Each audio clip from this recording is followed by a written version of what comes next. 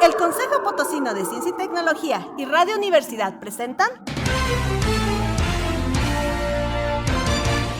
La Neta de la Ciencia. Espacio informativo sobre todo lo acontecido en ciencia, tecnología e innovación En San Luis, México y el mundo. ¡Comenzamos!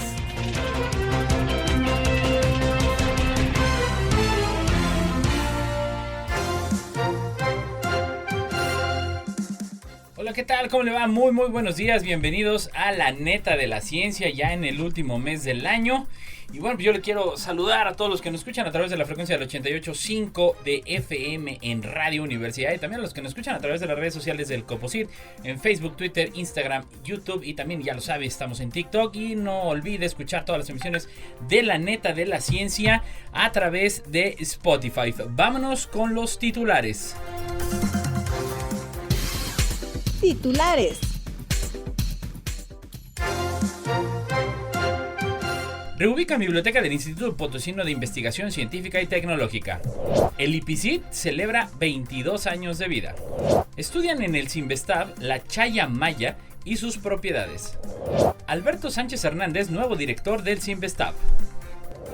Un solo arañazo en un sartén de teflón puede liberar miles de partículas de plástico. La británica OneWeb lanza desde Estados Unidos 40 satélites para su red de internet. Estudio cuántico de físicos chinos entra en la lista de avances del año. Áreas verdes urbanas en ciudades costeras. Los animales también tienen el cerebro asimétrico. Antioxidantes, protectores infalibles de la salud. Producción de entropía podría ser usada para detectar vida en otros planetas. El reto planetario y urgente de alimentar bien una ciudad. Una prueba detecta 14 tipos de cáncer en fases tempranas con un análisis de sangre. ¿Cuál es la relación entre el síndrome del túnel carpiano y las migrañas? Disminuye la aprobación acelerada de medicamentos en Estados Unidos. 3 micronutrientes que reducen el riesgo cardiovascular. 4 mujeres Nobel de Química en los últimos años. Es una tendencia positiva, considera Caroline Bertozzi. Un microscopio inspirado en el telescopio Webb ve moléculas en 6D. Sony dice que podría fabricar robots humanoides, pero que primero necesita encontrarles un uso. Ante el declive del cromosoma Y, un nuevo gen sexual evitaría el fin de nuestra especie. Noticias locales. Reubican biblioteca del Instituto Potosino de Investigación Científica y Tecnológica. La información es poder es un cliché utilizado para ponderar el valor de la información. Sin embargo, este omite el elemento que transforma la información en poder, la contextualización. La información sin contexto solo son datos irrelevantes. Por ejemplo, EMC al cuadrado o C8H9NO2 son solo letras y números sin ningún valor. No obstante, cobran total relevancia si estás interesado en entender la teoría de la relatividad o en tomar paracetamol para aliviar un dolor de cabeza. Las bibliotecas tienen como objetivo principal suplir las necesidades de información de sus usuarios. Dicho en la misma línea de pensamiento, su trabajo es dar contexto a la información con la que cuentan, para que cobre relevancia para sus usuarios. Con ese fin, es vital contar con espacios adecuados que le permitan a los usuarios acceder a información que las bibliotecas tienen a su disposición. Buscando lograr ese objetivo, a inicios del mes de hace un par de meses, se llevó a cabo la reubicación de la biblioteca del Instituto Potosino de Investigación Científica y Tecnológica. Debido a su reubicación, la biblioteca del IPCIT ahora cuenta con mejores espacios, como una sala de cómputo destinada a la capacitación de usuarios, una sala de lectura informal en donde también se realizan actividades sociales y culturales, así como una mejorada y más atractiva sala de lectura.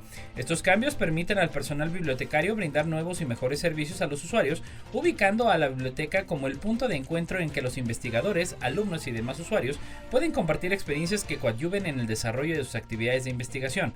Las mejoras en la biblioteca del IPCIT no solo han sido una cuestión de espacios y servicios, sino que también han realizado grandes esfuerzos para contar con colecciones digitales de las editoriales más relevantes en las áreas de estudio del IPCIT, como lo son el Elsevier Springer Natural, Wiley, American Chemical Society, Institute of Electrical and Electronics Engineering, Cambridge University Press, entre otras. El cambio de instalaciones y el desarrollo en las colecciones de recursos electrónicos sitúan a la biblioteca del IPICIT como una de las más completas en el centro del país. La comunicación científica, además de efectuarse a través de medios impresos y digitales, también se lleva a cabo de manera interpersonal. Es por ello que la biblioteca del IPICIT busca ser un espacio donde los miembros de su comunidad puedan concurrir e intercambiar conocimientos y experiencias que coadyuven no solo al quehacer académico, sino en su formación integral. El IPICIT celebra 22 años de vida. El Instituto Potosino de Investigación Científica y Tecnológica cumplió 22 años de exitosa trayectoria en el ámbito de la ciencia y la tecnología en el país y en el extranjero. De la misma forma, su posgrado está celebrando su 20º aniversario y para festejarlo se llevó a cabo una ceremonia de entrega de grados académicos y entrega de reconocimientos por años de servicio al personal del IPICIT, que con su dedicación y esfuerzo ha favorecido el crecimiento del instituto. Durante la ceremonia, realizada de manera híbrida, se contó con la participación en el presidium de la doctora Marielena Álvarez Bulla Roses, directora general del CONACYT, quien intervino de manera virtual, mientras que el licenciado Juan Carlos Torres Cedillo, secretario de Educación del Gobierno del Estado, y los doctores Luis Antonio Salazar Olivo y Lina Raquel Riego Ruiz, director general y secretaria académica del IPICIT, respectivamente, participaron de manera presencial en la compañía de los doctores Rosalba Medina Rivera, directora general del COPOCIT, y José Armando Hernández Uberville, secretario académico del COLSAN, así como el maestro Francisco Javier Delgado Rojas, rector de la Universidad Politécnica. En su intervención en la ceremonia, la doctora Álvarez Bulla se dijo honrada de participar del aniversario del IPICIT, celebraciones de un merecido reconocimiento a la trayectoria científica y académica multidisciplinaria que en el IPICIT ha forjado con esfuerzo y dedicación. Una comunidad realmente sobresaliente, señaló la directora general del CONACYT. La funcionaria federal señaló que a unos días de cumplir y celebrar 4 años de transformación en México, la ciencia pública de este país merece una especial mención por la trascendencia histórica que se fue construyendo desde los centros públicos de investigación, coordinados desde el CONACYT. En el Consejo Nacional de Ciencia y Tecnología creemos y queremos seguir robusteciendo las alianzas que mantenemos con cada uno de los 26 centros públicos que avanzan decididamente en la atención de los desafíos de este país que este país enfrenta, mediante una agenda nacional transformadora que se guía del principio al derecho humano y establecido en la Constitución mexicana para que todas las personas gocen de los beneficios generados por el desarrollo de México.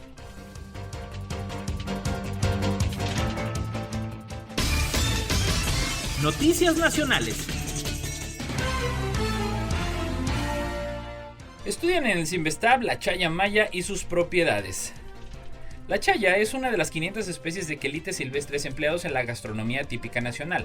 Desde la época prehispánica, esta planta endémica de la península de Yucatán ha sido empleada en diversos platillos de la región, desde tamales hasta bebidas refrescantes. Sin embargo, no solo es reconocida por su sabor, sino por el alto contenido de nutrientes, como hierro, calcio, potasio, vitaminas A y C. Debido a su importancia cultural y alimenticia, un grupo de investigación del CINVESTAB Mérida, encabezado por Miguel Ángel Munguía Rosas, estudia la relación genética entre la chaya domesticada y la silvestre, enfocándose en las interacciones bióticas y los compromisos ecológicos que enfrentan los organismos durante diversas etapas de su ciclo de su vida, señala en un comunicado de la institución. En su forma silvestre, la chaya posee defensas químicas como el ácido cianhídrico y físicas, sus pelos urticantes que producen lesiones importantes durante su recolección, por lo que para seleccionar las características deseables fue necesaria la domesticación de esta planta y como resultado, la chaya cultivada actualmente tiene pocas toxinas y es escasamente urticante. Sin embargo, las variedades silvestres y cultivadas de chaya en la península de Yucatán coexisten, pudiéndose encontrar a menos de 1 metro de distancia. Esta coexistencia hace altamente probable que haya flujo genético entre variedades, lo que representa un desafío mayor para sus domesticadores, porque si existe intercambio genético vía flujo de polen, el efecto de la selección tendría que ser debilitado. Es decir, mientras la selección artificial empuja hacia la divergencia, el flujo genético empuja hacia la homogeneidad. La divergencia en coexistencia podría lograrse si aparecen barreras que limitan el flujo genético, lo cual se considera altamente improbable ya que la fijación de estas mismas barreras requiere de cierto grado de aislamiento reproductivo. La domesticación de plantas en su centro de cultivo es un proceso que encierra incógnitas similares a la especiación simpátrica, es decir, la separación de especies que provienen de un ancestro cuando coexisten. Dada la imposibilidad de diferenciar un proceso de especiación alopátrica de la especialización simpátrica, la existencia de esta última se ha puesto en duda. Por lo tanto, los cultivos domesticados en coexistencia con sus parientes silvestres ofrecen un excelente modelo para entender el proceso de aislamiento reproductivo entre especies hermanas y así contribuir a resolver el enigma de la especiación simpátrica. Alberto Sánchez Hernández, nuevo director del CINVESTAP. La Secretaría de Educación Pública designó al Dr. Alberto Sánchez Hernández como nuevo director del Centro de Investigación y de Estudios Avanzados CINVESTAP para el periodo que comprende de 2022 a 2026, informó la institución en un comunicado. Alberto Sánchez Hernández, nacido en Jilotepec, Puebla, es doctor en ciencias por el Departamento de Física del CINVESTAP. Dedica su estudio a las interacciones protón-protón, con especial énfasis en mediciones de alta precisión en el sector de quark B del modelo estándar, incluyendo la comprensión de los mecanismos que rigen la formación de hadrones y, en especial, la formación de estados de quarkurium. El físico formó una terna presentada por la Comisión de Actualización de CINVESTAP y que fue votada por la comunidad de investigadores de la institución en el siguiente orden: Máximo López con 229 puntos, Aldo Orozco con 164 puntos y Alberto Sánchez con 57 votos. Jean-Philippe Biel no entró en la terna tras obtener solo 34 votos. A diferencia de votaciones anteriores, la SEP no ratificó al miembro de la terna con mayor votación. En entrevista anterior con Crónica, en el marco de la votación, el físico expresó que la principal acción durante su gestión al frente del CINVESTAP sería buscar reducir la diferencia de género que actualmente está presente en el centro. Explicó, buscaremos implementar acciones afirmativas tales como priorizar que los puestos de mando sean ocupados principalmente por mujeres, aunado a la aprobación solo de propuestas de nuevas contrataciones realizadas por los colegios de profesores que incluyan a mujeres jóvenes. Lo anterior, añadió, no solo permitirá reducir la desigualdad de género, sino también a reducir el promedio de edad de nuestra planta académica. Las diferencias de género observadas en instituciones como el CINVESTAP es algo que debe de empezar a corregirse ya. No podemos esperar más a discutirlo, debemos actuar. Actualmente, Sánchez Hernández es miembro del Sistema Nacional de Investigadores Nivel 3 y de la Academia Mexicana de Ciencias. Además, forma parte de la colaboración del experimento Compact Muon Solenoid CMS del Gran Colisionador de Hadrones, donde se incorporó en 2005, siendo responsable del desarrollo de la herramienta FECTX, que se utilizó para transferir datos entre las instituciones participantes durante Run 1 y Run 2. Un solo arañazo en un sartén de teflón puede liberar miles de partículas de microplástico. Quienes hayan tenido en su cocina un sartén antiadherente seguramente habrán notado alguna vez cómo se desgastan con el paso del tiempo. Nada nuevo, tampoco para la ciencia, la cual en el pasado ya ha relacionado estos utensilios de cocina antiadherentes con los llamados químicos perpetuos u eternos, porque se desintegran de forma extremadamente lenta, aunque hasta el día de hoy no se sabía con exactitud qué tanta cantidad de partículas de plástico relacionadas con la PFAS podría filtrarse por una sola grieta en un sartén.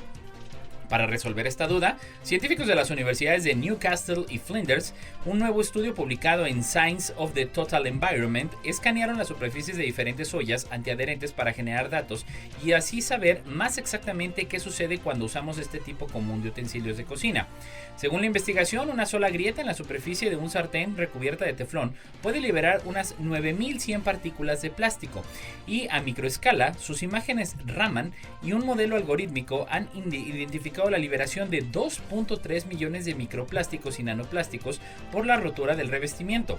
El teflón, material de revestimiento antiadherente, suele pertenecer a la familia de los PFAS, siglas en inglés de sustancias perfluoroalquiladas y polifluoroalquiladas, explica el Dr. Cheng Fang, investigador de la Universidad de Newcastle, en un comunicado de prensa.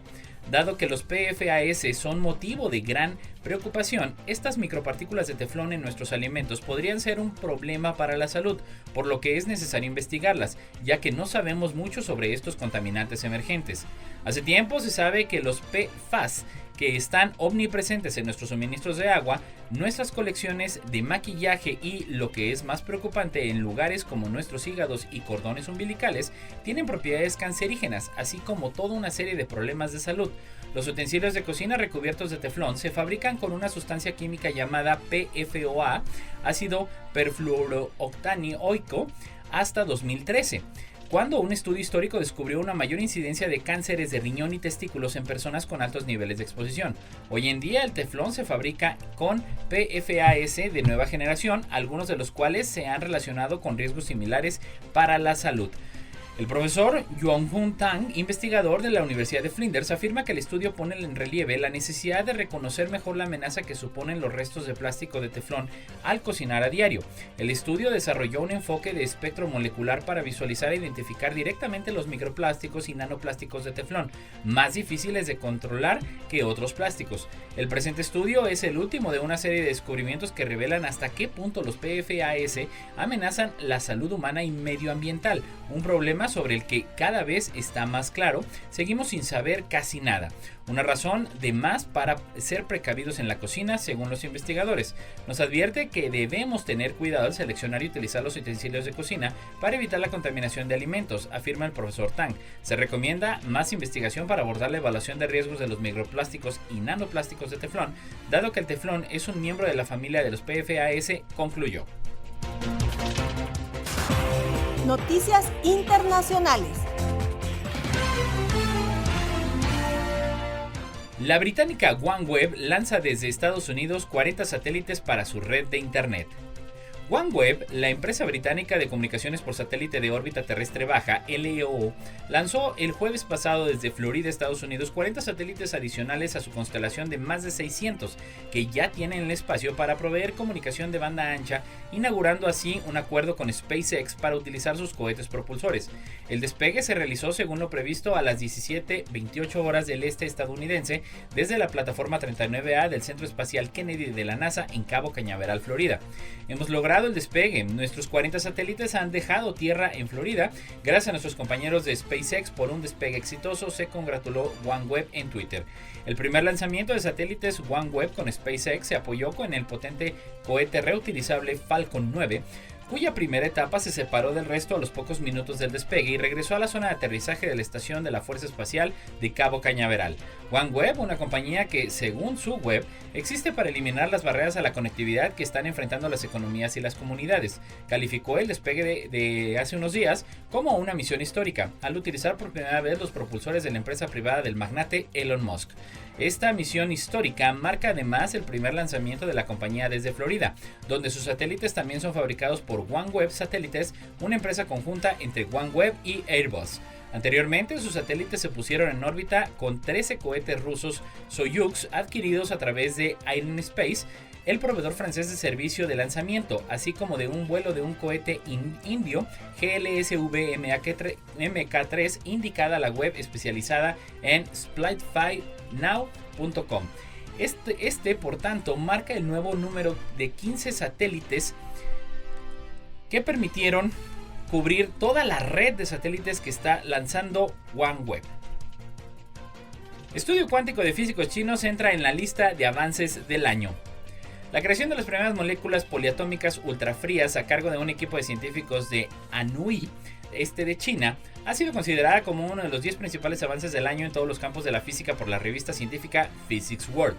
Los investigadores de la Universidad de Ciencia y Tecnología de China, liderados por el físico Zhao Bo, publicaron a principios de año evidencias sólidas de la formación de moléculas ultrafrías de 3 átomos, informó hoy el diario hongkonés South China Morning Post. En su estudio más reciente, corroborado el pasado viernes con un nuevo artículo de la revista Science, los investigadores de dicha universidad produjeron alrededor de 4.000 moléculas de gas, cada una con un átomo de sodio 23 y 2 átomos de potasio 40, a 100 nanokelvins, menos de una millonésima de grado por encima del cero absoluto. Este descubrimiento, que supone un avance significativo en el conocimiento de la materia y un trabajo importante para el progreso científico y el desarrollo de aplicaciones del mundo real, los dos criterios más valorados a la hora de elaborar la lista por parte de Physics World, proporciona una vía ideal para estudiar las reacciones químicas a escala cuántica. Usando técnicas diferentes y complementarias, los equipos de la UTES y Harvard, cuyos investigadores también entraron en la lista, obtuvieron similares resultados para realizar los estudios de manera independiente y sin relación. Physics World es la revista para los miembros del Instituto de Física, una de las sociedades de física más grandes del mundo, con sede en Londres. En medio, considerada que este logro allana el camino para nuevas investigaciones tanto en física como en química, con estudios de reacciones químicas ultrafrías, formas novedosas de simulación cuántica y pruebas de ciencia fundamental, todo más cerca de realizarse gracias a estas plataformas moleculares de múltiples átomos. En las últimas 2 décadas, los investigadores están usando 2 átomos para hacer moléculas ultrafrías. Nuestro trabajo elevó a ese número a 3, un primer paso hacia el ensamblaje de moléculas poliatómicas ultrafrías, afirmó Zhao Bo en declaraciones recogidas por South China Morning Post. Áreas verdes urbanas en ciudades costeras. Las áreas verdes son un elemento estratégico para la sostenibilidad de las ciudades y desde hace mucho se reconoce que contribuyen a mejorar la calidad de vida de los habitantes al proporcionar múltiples beneficios. Por ejemplo, la sombra de los árboles incrementa la humedad en el aire ayudando a regular la temperatura de los alrededores. Por su parte, además de producir oxígeno, las hojas atrapan partículas de contaminación como polvo y hollín, funcionando como filtros que mejoran la calidad del aire. También las áreas verdes amortiguan el ruido y funcionan como sitios de recreación. A pesar de estos beneficios que obtenemos de las áreas verdes urbanas, a veces olvidamos protegerlas y son transformadas en planchas de concreto o son eliminadas para ampliar vialidades. Los efectos de la transformación en nuestro bienestar son muy notorios en ciudades con crecimiento rápido y desordenado, como en las ciudades costeras que tienen un crecimiento más acelerado que las ciudades ubicadas tierra adentro. El crecimiento acelerado de las ciudades costeras se debe a que la mayoría de las personas nos encanta la costa, pero también a que su ubicación es estratégica para actividades de gran relevancia económica, por ejemplo, el turismo de sol y arena o el transporte marítimo que hasta la actualidad es el eje del comercio mundial. Si bien las actividades costero-marinas son vitales para las economías de países como México, el crecimiento desordenado de las ciudades compromete la salud de sus habitantes porque incrementa la temperatura. El incremento de temperatura en las ciudades se debe a diversas causas como al calor generado por los automóviles y aires acondicionados, y a la dificultad para la liberación del calor acumulado en áreas grises. Los efectos de este incremento de temperatura en la salud humana son muy diversos e incluyen cuadros de deshidratación, golpes de calor, problemas cardiovasculares, entre otros. Si consideramos que estos efectos se están agravando con el cambio climático y la destrucción de los ecosistemas remanentes en los alrededores de las ciudades, nos damos cuenta de que es urgente diseñar medidas que permitan recuperar áreas verdes urbanas costeras. De esta manera podríamos incrementar los beneficios para los habitantes humanos de estas ciudades y para las otras especies animales que viven en estas áreas o las utilizan como puentes para llegar a zonas mejor conservadas. Uno de los retos antes de lanzarnos a recuperar áreas verdes es que nunca hay recursos suficientes. En consecuencia, necesitamos elegir sitios prioritarios considerando la necesidad de la intervención y los beneficios que podríamos obtener para los seres humanos y la biodiversidad. Además, en este tipo de decisiones debemos considerar que un área verde urbana puede tener muchas formas, incluyendo camellones, parques y azoteas verdes, etc. Y no todas las opciones se pueden implementar en todos los lugares. Los animales también tienen el cerebro asimétrico. Tanto en una pequeña flor como en el sistema solar, la belleza de la geometría gobierna en la naturaleza. Isaac Newton pensaba que esto era evidencia de la existencia de Dios y remarcaba la perfección, la simétrica del cuerpo humano. Sin embargo, para los seres vivos, tener simetría es tan importante como ser capaz de romperla. El 15 de junio de 1865, Pierre-Paul Broca presentó ante la Sociedad de Antropología de París el trabajo que había llevado a cabo durante los últimos 5 años. En su profesión de médico, había analizado los cerebros de varios pacientes que cuando estaban vivos mostraban déficit en el habla. Descubrió que la mayoría de ellos tenían dañada un área en el lóbulo frontal izquierdo y concluyó su ponencia con la famosa frase: hablamos con el hemisferio izquierdo. De un plumazo derribó el dogma científico de que todos los órganos sanos eran simétricos y marcó el inicio de las investigaciones científicas como lateralidad cerebral. Irónicamente, el carácter especial o divino de nuestra simetría se invirtió y las diferencias del hemisferio izquierdo frente al derecho pasaron a ser una bandera de nuestro estatus superior como especie. El propio Broca argumentó que la asimetría era fruto de la educación en la civilización, consecuencia de haber superado la existencia animal, e incluso algunos científicos no tardaron en afirmar que el cerebro de los hombres era más asimétrico que el de las mujeres. Descartes había propuesto a la glándula pineal del cerebro como sede del alma, pero a finales del siglo XIX parecía que nuestro hemisferio izquierdo el que nos hacía humanos. Estas ideas eran más que un reflejo de los prejuicios de la época que las pruebas neurológicas, al ser el lenguaje una característica exclusivamente humana. Era fácil asumir que el resto de los animales tenían el cerebro simétrico. Así dominaban las hipótesis que consideraban la lateralidad cerebral como el resultado de la mutación de un único gen que produjo en el linaje del Homo sapiens. Tuvo que pasar más de un siglo desde el descubrimiento de Broca para que la ciencia se diese cuenta de que la asimetría del cerebro es una característica generalizada en el reino animal. En 1979, la neurocientífica Leslie Rogers publicó el primer artículo que aportaba evidencias definitivas de que otros animales también tenían lateralidad cerebral. En concreto, la gallina durante los 3 últimos días de incubación en el huevo, los pollos adoptaban una postura en la que tienen un ojo tapado por el cuerpo y otro expuesto a la luz, que se filtra a través de la cáscara. Como la información de cada ojo se procesa en un hemisferio diferente, este desarrollo les provoca simetrías en el cerebro. Por ejemplo, las gallinas utilizan el ojo derecho para buscar comida y el izquierdo para detectar a los depredadores, pero cuando los huevos son sometidos a una oscuridad total, los hemisferios cerebrales no se especializan y los pollos carecen de esta capacidad. Actualmente sabemos que incluso un pequeño gusano nematodo con tan solo 302 neuronas tiene asimetrías funcionales en su sistema nervioso. Una neurona situada en el lado izquierdo del cuerpo provoca que su activación, que el gusano, se mueva hacia adelante, mientras que otra neurona situada de forma simétrica en el lado contrario desencadena un cambio de dirección. También otros invertebrados, especialmente la abeja y la mosca de vinagre, han sido bastante estudiados por su lateralización cerebral. Rogers descubrió en 2013 que las abejas de la miel utilizan la antena derecha para reconocer a los miembros del grupo, pero no son capaces de hacerlo con la izquierda. Los animales no tienen cerebros tan desarrollados como el nuestro porque no les sería rentable desde un punto de vista energético, pero ¿por qué no iban a especializar sus hemisferios? La ubicuidad de la laterización en los animales sugiere que independientemente del tamaño del cerebro, repartir funciones entre ambos lados del cerebro aporta importantes ventajas adaptativas. Entre otras cosas, permite disponer de un mayor espacio cognitivo para llevar a cabo más tipos de procesamientos o poder simultanear tareas como en el caso de los pollos y la comida y los depredadores.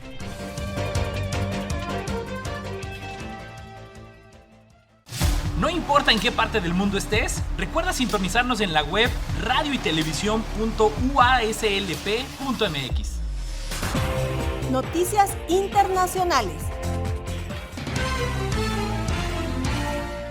Antioxidantes, protectores infalibles de la salud.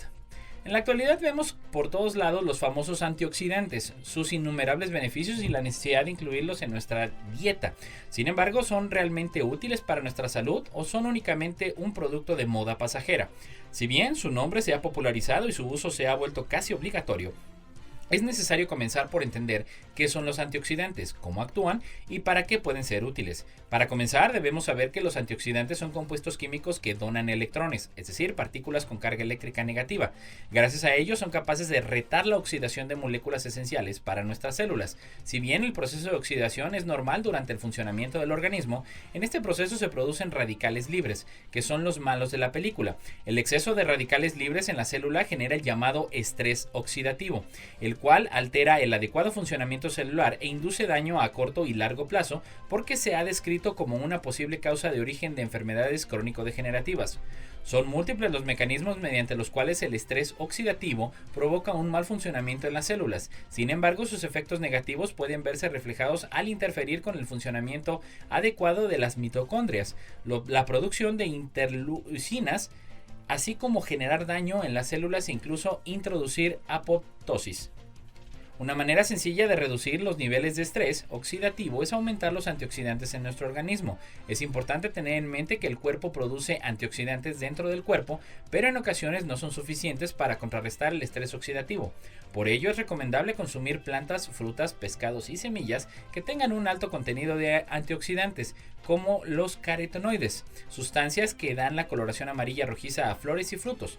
Los compuestos fenólicos dan el color oscuro al café, té y chocolate y generan la sensación de energía al consumirlos. Y las vitaminas, que desde niños nos dicen son buenas. Otra alternativa para obtener los antioxidantes es el consumir completamente complementos alimenticios en los cuales uno o más antioxidantes están concentrados en cantidades adecuadas para nuestro cuerpo. Directamente en cuestiones de la salud se ha reportado que los antioxidantes poseen efectos terapéuticos en el tratamiento de diversos padecimientos relacionados con los radicales libres y el estrés oxidativo. Ejemplo de sus efectos terapéuticos son los reportados en diversos artículos científicos en los cuales la suplementación de antioxidantes a pacientes enfermos han mejorado procesos de inflamación, mostrando una reducción en la progresión de las enfermedades cardiovasculares relacionadas con el corazón y los vasos sanguíneos, controlando la expansión e invasión del cáncer, promoviendo una mejora en el metabolismo de las grasas e incluso disminuyendo la posibilidad de desarrollar diabetes tipo 2. Producción de entropía podría ser usada para detectar vida en otros planetas. La primera ley de la termodinámica nos dice que la energía no se crea ni se destruye, solo se transforma. La segunda ley añade que toda transformación de energía, una proporción de esta sale de un sistema hacia el ambiente en forma de calor. Todos los sistemas, incluidos los vivos, están sujetos a estas leyes. De acuerdo con la termodinámica, existen dos tipos de estructuras en la naturaleza, las estructuras de equilibrio y las estructuras disipativas. Las primeras surgen como resultado de que la naturaleza minimiza su potencial para un sistema aislado o cuasi aislado, identificados así porque no intercambian materia o energía con el entorno. Un ejemplo de lo anterior es la forma esférica de la Tierra o las estructuras de las proteínas. Por otro lado, las estructuras disipativas surgen cuando el resultado de la aplicación de un potencial termodinámico generalizado sobre un sistema y hay una concentración de material o un potencial eléctrico o fotónico. Los huracanes, el ciclo del agua, los ecosistemas, la vida misma o las sociedades humanas son estructuras disipativas que además dependen del intercambio de materia y energía con el entorno y que fomentan la disipación de los potenciales termodinámicos. Los fenómenos de equilibrio o disipación de un sistema termodinámico descritos anteriormente es lo que en física se conoce como entropía. Los seres vivos tienen la capacidad de transformar la energía que recibe el entorno para llevar a cabo su metabolismo y vivir. Es así que un ejemplo importante de la estructuración disipativa se da cuando las plantas u otros organismos fotosintéticos se autoorganizan bajo el espectro solar incidente y forman pigmentos orgánicos que tienen la capacidad de absorber parte del espectro solar y convertirlo en calor. La disipación de la luz en forma de calor por parte de dichos pigmentos orgánicos es por mucho el mayor productor de entropía en la Tierra. En un trabajo publicado a inicios de 2022 por investigadores de la UNAM, uno de ellos, el doctor Karo Michaelian, del Departamento de Física Nuclear y Aplicaciones de la Radiación en el Instituto de Física de la UNAM, se comparó con la entropía producida por diferentes materiales orgánicos e inorgánicos al ser expuestos a la luz solar, aplicando una derivación de la fórmula de Planck para la entropía de un haz de fotones arbitrarios y desde el marco de la teoría de la termodinámica clásica irreversible de la escuela de Ilya Prigogine. Sus resultados mostraron que los materiales orgánicos son los mayores productores de entropía. Así pues, las hojas de las plantas y el fitoplancton producen mayor entropía en comparación con el agua y el suelo de arena y roca, todos desprovistos de vida. Los bosques clímax, aquellos que han llegado a su máxima composición vegetal, mostraron la mayor producción de entropía debido a la evolución de máxima absorbancia y emisividad en comparación con el material sin vida. Con base en esos resultados, los investigadores sugieren que la naturaleza evoluciona hacia un estado de mayor producción global de entropía y no hacia la optimización de la supervivencia, es decir, no hace más óptima a la fotosíntesis o a la reproducción, como sugiere la teoría evolutiva desde la perspectiva darwiniana.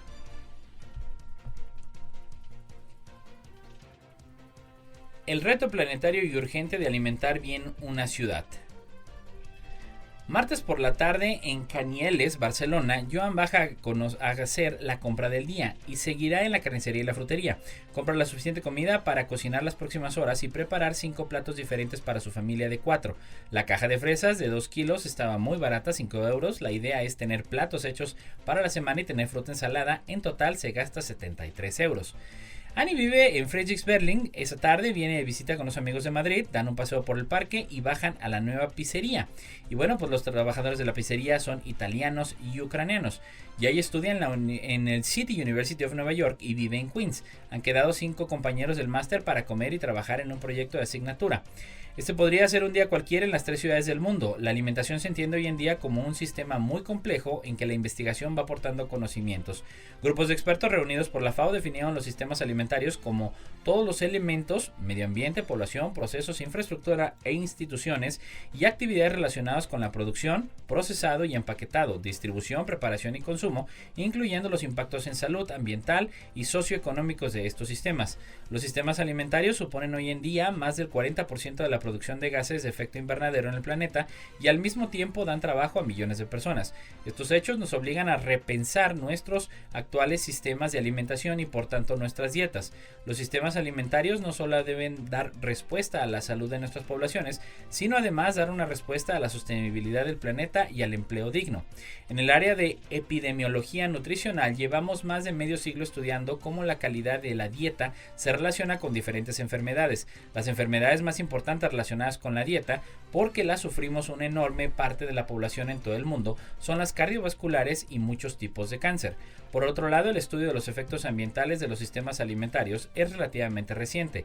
Ahora sabemos que el sistema alimentario es responsable del 30% de la emisión de gases de efecto invernadero en el mundo. Los sistemas alimentarios utilizan 70% del agua dulce, a la vez que contaminan el agua. El 40% de la tierra habitable del planeta se utiliza para cultivar alimentos o alimentar animales para el consumo humano. Más del 70% de la deforestación mundial está relacionada con el sistema alimentario. Un estudio internacional publicado en Nature en 2018 analizó diferentes opciones para reducir los efectos ambientales, incluyendo cambios en la dieta hacia patrones más saludables, basados en alimentos de origen vegetal y reduciendo drásticamente el desperdicio alimentario. El estudio concluyó que la combinación sinérgica de las diferentes opciones es la única manera de mitigar los efectos ambientales de los sistemas alimentarios. Finalmente, es clave reconocer el trabajo digno como una parte fundamental del desarrollo humano, como lo hacen los Objetivos de Desarrollo Sostenible, específicamente el Objetivo 8. Los sistemas alimentarios emplean en sus diferentes tareas cientos de millones de personas en todo el planeta. Todas las personas que trabajan en los diferentes pasos del sistema alimentario merecen un trabajo que les permita tener una vida digna, ellas y sus familias. Una prueba detecta 14 tipos de cáncer en fases tempranas con un análisis de sangre. Uno de los principales retos en la lucha contra el cáncer es la detección temprana. Cuando un tumor está localizado en un órgano, las probabilidades de sobrevivir a largo plazo se multiplican. Sin embargo, la necesidad de realizar pruebas invasivas para detectar muchos tipos de cáncer, su precio y el riesgo de generar falsos positivos hace que aún haya un gran espacio para la mejora. Una de las alternativas que se están desarrollando en los últimos años son las biopsias líquidas, un tipo de análisis de sangre que permiten detectar ADN liberado al torrente sanguíneo por tumores aún invisibles. Sin embargo, estas pruebas solo logran una sensibilidad de alrededor del 10% en la fase más temprana del cáncer, cuando no ha salido del órgano de origen, y hay tumores como los cerebrales que escapan a estas pruebas. Además, algunos tipos de cáncer no liberan niveles de ADN detectables. Un estudio reciente estima que unos 12 tipos de tumores producen una señal adecuada, pero dejan 30 de los más frecuentes que produce el 50% de los casos y un tercio de las muertes por cáncer en el mundo, fuera del alcance de estas pruebas. Por último, hay dudas sobre el pronóstico real de los tumores detectados por las biopsias líquidas actuales, dejando la posibilidad de que estas pruebas produzcan diagnósticos innecesarios que sean más perjudiciales que beneficiosos. Para combatir esta última debilidad, una de las medidas empleadas ha sido la combinación de pruebas. Hoy, la revista PNAS publica los resultados de un estudio en el que se prueba el potencial de un nuevo tipo de biomarcadores que podrían mejorar las posibilidades de que en un futuro cercano se pueden detectar en una fase temprana varios tipos de cáncer, no solo un análisis de sangre o de orina. En una prueba de concepto se utilizaron muestras de orina y plasma sanguíneo de 1.260 voluntarios y en ellas se analizaron los niveles de glucoaminoglucanos, unas moléculas que pueden relacionarse con la presencia de 14 tipos de cáncer. Según explican los autores, este método logró elevar la sensibilidad a los tumores a su primera fase del anterior 10% hasta el 62%. Además, permitió predecir la localización de los tumores con una precisión del 89%. Otro de los factores que se destacan en el artículo del nuevo método es que costaría alrededor de $50 por prueba, entre 5 y 10 veces menos que los que buscan ADN del tumor circulando en la sangre, como hacen las biopsias líquidas. Francesco Gatto, investigador del Instituto Karolinska en Suecia y autor principal del estudio, explica que aún quedan pasos para que este tipo de pruebas llegue a la práctica médica habitual. El próximo paso es confirmar en una muestra de más de 10.000 participantes para ver el entorno en el que tendría más sentido utilizarlo, y antes de ser aprobado por la detección de muchos tipos de cáncer sería necesario estudios mayores con 100.000 participantes, apunta Gatto. El investigador cree que este tipo de test tendría más sentido en personas con un riesgo elevado de cáncer, alguien que tiene más de 55 años y con una historia familiar de cáncer. Por último, el investigador cree que estos análisis podrían combinarse con los que buscan ADN. La misma muestra de sangre podría utilizarse para testar glucoaminoglucanos y marcadores genómicos. La capacidad combinada podría ser suficiente para convertirse en un sistema único de cribado, concluye. ¿Cuál es la relación entre el síndrome del túnel carpiano y las migrañas? Los pacientes operados del síndrome del túnel carpiano de otros síndromes de comprensión nerviosa de las extremidades superiores tienen más probabilidades de que les diagnostiquen migraña, según un estudio publicado en la revista científica Plastic and Reconstructive Surgery. Estos hallazgos, realizados por investigadores del Hospital General de Massachusetts y la Facultad de Medicina de Harvard, se suman a las pruebas anteriores de una posible predisposición compartida entre la migraña y los síndromes de comprensión nerviosa de las extremidades superiores. Los investigadores analizaron los datos de casi 9.600 pacientes que se sometieron a una cirugía de descompresión nerviosa de la extremidad superior, brazo, muñeca y mano, entre 2009 y 2019, extraídos de una gran base de datos hospitalaria. El procedimiento más común fue la descompresión del nervio mediano, 71% de los pacientes, que suele realizarse en pacientes con síndrome del túnel carpiano. Los pacientes fueron examinados para un diagnóstico de migraña que era más probable en los pacientes sometidos a dos tipos de procedimientos de descompresión nerviosa de las extremidades superiores: la descompresión del nervio mediano y las descompresiones nerviosas múltiples. En general, el 7% de los pacientes con descompresión del nervio mediano y el 8.8% de los que se sometieron a descompresiones nerviosas múltiples fueron diagnosticados con migraña. Tras ajustar por otros factores de riesgo, las probabilidades de diagnóstico de migraña fueron un 30% más altas para los pacientes sometidos a descompresión del nervio mediano y un 70% más altas para los sometidos a descompresión del nervio múltiple. En los últimos años, los cirujanos plásticos han desarrollado técnicas de cirugía de la migraña para aliviar los puntos de compresión nerviosa asociados a los ataques de migraña. Según los investigadores, los pacientes que sufren de compresión nerviosa en las extremidades, como el síndrome del túnel carpiano, y tienen un diagnóstico de migraña, deberían considerar la compresión nerviosa como una posible opción de tratamiento. Aunque no está claro cuántos pacientes diagnosticados de migraña tienen también síndromes de compresión nerviosa, es probable que exista un solapamiento biológico y genético entre el síndrome del túnel carpiano y las migrañas, concluyen los autores. Por ello, piden que se realicen más estudios sobre los mecanismos compartidos que podrían explicar la relación entre los dos tipos diferentes de síndrome de pinzamiento nervioso. Mientras tanto, los investigadores recuerdan que es importante que los cirujanos de la mano y de los nervios periféricos reconozcan la migraña como una comorbilidad en los pacientes con síndromes de pinzamiento nervioso y ofrezcan un examen exhaustivo de ambos trastornos. Disminuye la aprobación acelerada de medicamentos en Estados Unidos. La aprobación expedita de medicamentos en Estados Unidos disminuyó este año, ya que la controvertida vía acelerada de la Administración de Alimentos y Medicamentos para hacerlo quedó bajo un escrutinio renovado del Congreso, comisiones gubernamentales de vigilancia y algunos de los propios directivos de la agencia. Cuando falta menos de un mes para que termine el año, el Centro de Medicamentos de la FDA, siglas en inglés de la agencia, ha concedido 10 aprobaciones aceleradas, menos que el total de cada uno de los últimos 5 años, cuando el uso del programa alcanzó sus niveles más elevados. El programa permite que algunos medicamentos salgan a la venta en Estados Unidos basándose en prometedores resultados en las fases iniciales de prueba, antes de que se demuestre que realmente benefician a los pacientes. Desde hace tiempo, algunos académicos se han quejado de que esta práctica ha resultado en un excesivo de medicamentos costosos y cuyos resultados no han sido demostrados, sobre todo para el cáncer. Pero el año pasado, la aprobación acelerada de un fármaco contra el mal de Alzheimer, que había generado mucho debate, provocó una nueva ronda de críticas, así como investigaciones de inspectores federales y el Congreso a la toma de las decisiones de la FDA.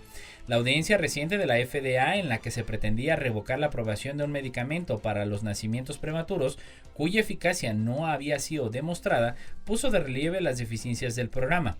La FDA lleva 2 años intentando retirar del mercado ese fármaco, de nombre Makena, porque un estudio de seguimiento mostró que no beneficiaba ni a los infantes ni a las madres. El fabricante se ha negado a cooperar. En medio de la controversia más reciente, directivos de la FDA han dado pasos sin precedentes al sugerir que se adopte una postura más firme en torno a la aprobación acelerada, obligar a los laboratorios a retirar una lista creciente de usos cuya efectividad no ha sido demostrada por ciertos de fármacos y pidiéndole al Congreso nuevos poderes para acelerar la eliminación cuando las empresas se opongan. 3 micronutrientes que reducen el riesgo cardiovascular. Un metaanálisis de más de 884 estudios han revelado que el omega 3, el ácido fólico y la coenzima Q10, CoQ10, se encuentran entre los micronutrientes que reducen el riesgo de padecer enfermedad cardiovascular, según publican los investigadores en el Journal of the American College of Cardiology. Las dietas saludables son ricas en antioxidantes como los aminoácidos, los ácidos grasos, omega 3 y la vitamina C, pero desde hace mucho tiempo es controvertido el beneficio de estos micronutrientes para la salud cardiovascular. Los investigadores revisaron sistemáticamente un total de 884 estudios disponibles hasta la fecha sobre micronutrientes tomados como suplementos dietéticos y analizaron sus datos. Identificaron varios micronutrientes que sí reducen el riesgo cardiovascular, así como otros que no ofrecen ningún beneficio o incluso tienen un efecto negativo. En los resultados combinados participaron más de 883,000 pacientes. Por primera vez hemos desarrollado un mapa exhaustivo e integrador basado en la evidencia para caracterizar y cuantificar los efectos potenciales de los suplementos de micronutrientes sobre los resultados cardiometabólicos, explica Simi Liu, profesor de epidemiología y medicina en la Universidad de Brown en Estados Unidos e investigador principal del estudio. Nuestro estudio destaca la importancia de la diversidad de micronutrientes y el equilibrio de los beneficios y riesgos para la salud. Los hallazgos podrían servir de base para futuros ensayos clínicos en los que se estudien combinaciones específicas de micronutrientes y su impacto en la salud cardiovascular, destaca. Hace tiempo que se cree que los suplementos de antioxidantes desempeñan un papel en la salud del corazón. Esto se debe a que los micronutrientes actúan para reducir el estrés oxidativo, un factor conocido que contribuye a muchas enfermedades cardiovasculares. 4 mujeres Nobel de Química en los últimos años es una tendencia positiva, considera Caroline Bertozzi. Los premios Nobel siguen teniendo una falta de mujeres entre sus distinguidos, en especial en las categorías científicas, aunque en los últimos años 4 de ellas lo han logrado en química, lo que marca una tendencia positiva. Así lo considera Caroline R. Bertozzi, que este año ha logrado el Nobel de Química y hoy se sentaba en la mesa con el resto de sus compañeros premiados en las disciplinas científicas, en total 8 hombres y una mujer. Bertozzi, que junto a la escritora francesa Annie Ernaux son este año las únicas mujeres premiadas, destacó en una rueda de prensa que para ella es un gran honor sentarse entre, dijo, estos científicos increíbles. Además recordó que de las 8 mujeres que han logrado el galardón en química, 5 están vivas y de ellas 4 lo han logrado en los últimos años, lo que consideró una tendencia muy positiva.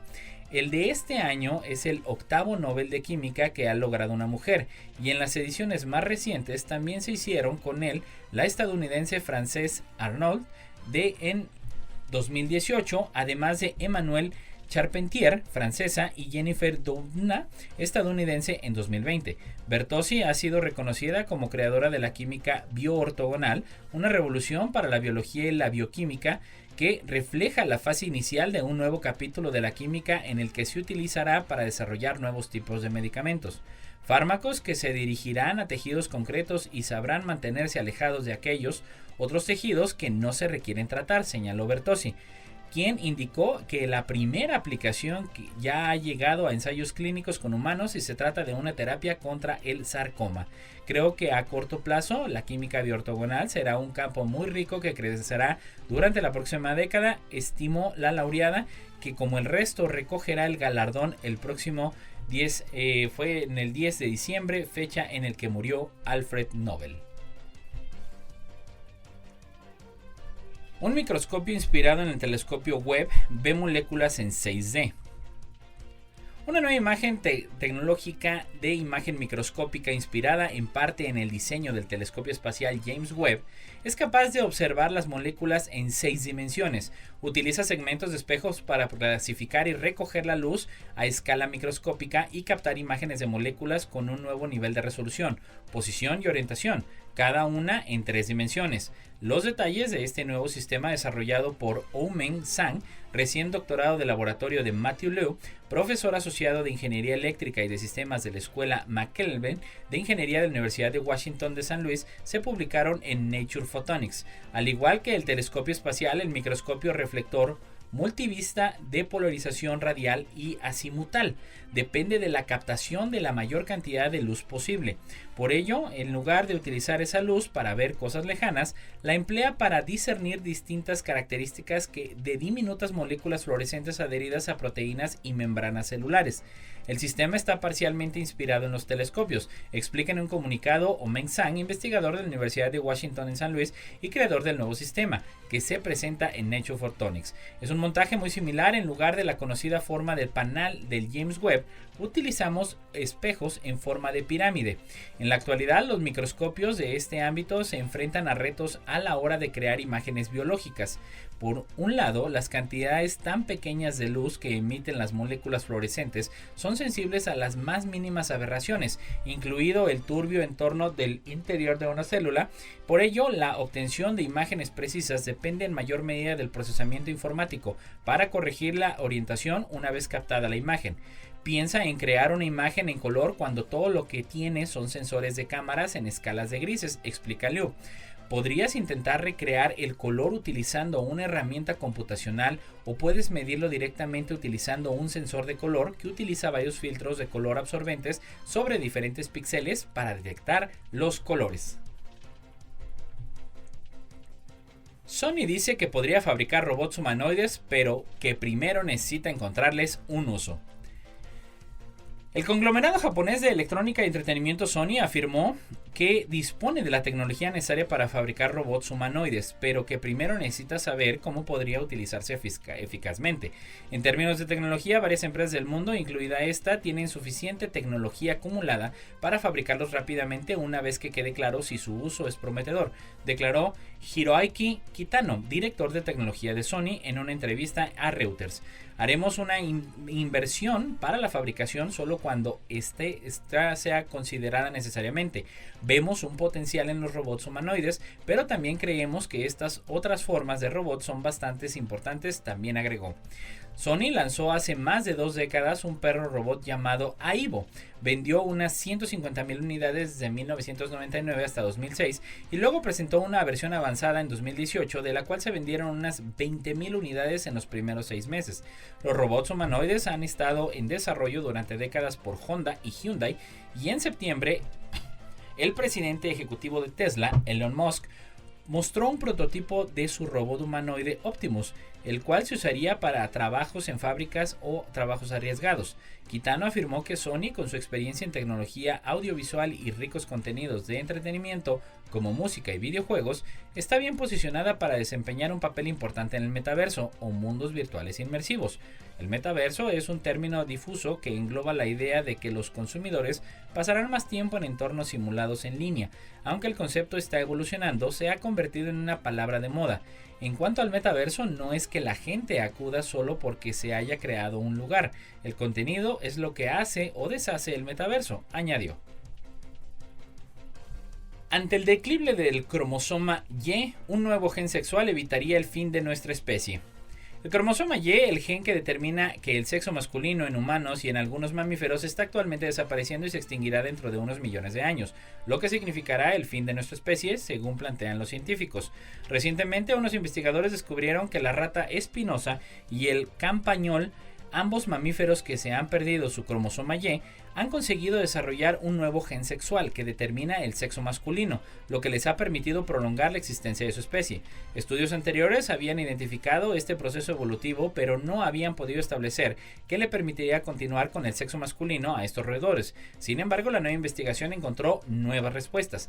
Los científicos no hallaron rastros de cromosoma Y, sin embargo, observaron en una secuencia que el gen sexual SOX9 en el cromosoma 3 de la rata espinosa se había duplicado en todos los machos, pero no existía en las hembras. Esto sugiere que el SOX9 habría reemplazado al cromosoma Y.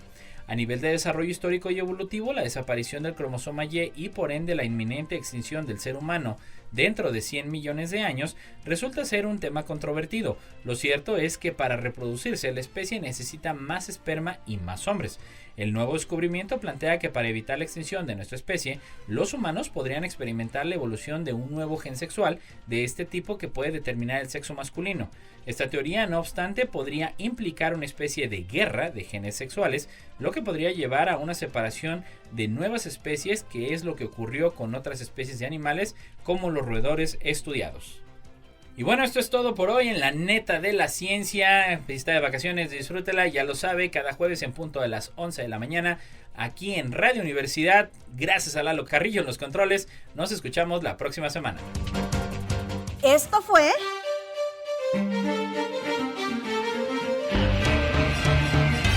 La neta de la ciencia. Noticiero de Ciencia, Tecnología e Innovación. Presentado por el Consejo Potosino de Ciencia y Tecnología y Radio Universidad.